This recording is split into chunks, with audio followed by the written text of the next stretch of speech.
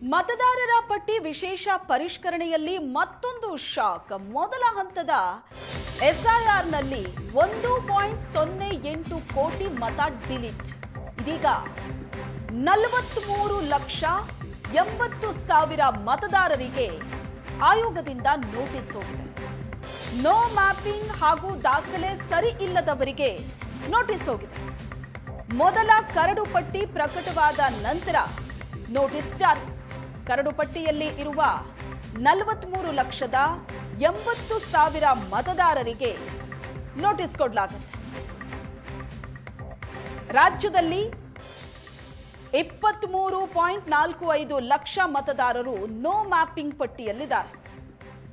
ಇನ್ನು 20,35,000 ಮತದಾರರ ದಾಖಲೆಗಳು ಹೊಂದಾಣಿಕೆ ಆಗ್ತಾ ಇಲ್ಲ. ಈ ಮತದಾರರಿಗೆ ಚುನಾವಣಾ ಆಯೋಗ ನೋಟಿಸ್ ಅನ್ನ ಕೊಡಲಿದೆ. ಮತದಾರರ ಪಟ್ಟಿ ವಿಶೇಷ ಪರಿಷ್ಕರಣೆಯಲ್ಲಿ ಇದೀಗ ಮತ್ತೊಂದು ಶಾಕ್. ಮೊದಲ ಹಂತದ ಎಸ್ಐಆರ್ನಲ್ಲಿ 1 ಕೋಟಿ ಮತ ಡಿಲೀಟ್ ಆಗಿದೆ. ಆಗಸ್ಟ್ 31ರಿಂದ ಮನೆ ಮನೆಗೆ ತೆರಳಿ ಬಿಎಲ್ಒಗಳು ನೋಟಿಸ್ ಕೊಡಲಿದ್ದಾರೆ. ನೋಟಿಸ್ ಪಡೆದವರು ಸೂಕ್ತ ದಾಖಲೆಗಳನ್ನ ಸಲ್ಲಿಸಬೇಕು. ಮೊದಲ ನೋಟಿಸ್ಗೆ ಉತ್ತರ ಕೊಟ್ಟಿಲ್ಲ ಅಂದ್ರೆ ಎರಡನೇ ನೋಟಿಸ್ ಅನ್ನ ಕೊಡ್ತಾರೆ. ಎರಡನೇ ನೋಟಿಸ್ಗೂ ಉತ್ತರ ಕೊಟ್ಟಿಲ್ಲ ಅಂದ್ರೆ ಮತಗಳು ಡಿಲೀಟ್ ಆಗುತ್ತೆ.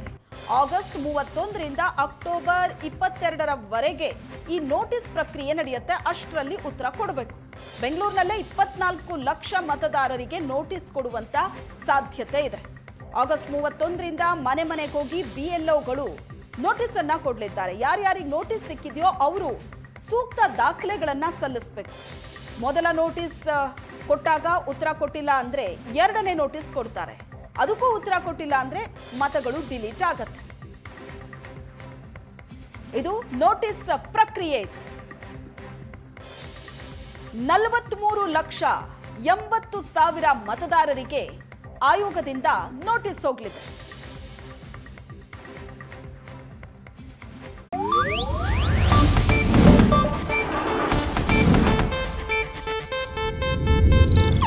ಇದು ಏಷ್ಯಾನೆಟ್ ನ್ಯೂಸ್ ನೆಟ್ವರ್ಕ್ ಪ್ರಸ್ತುತಿ.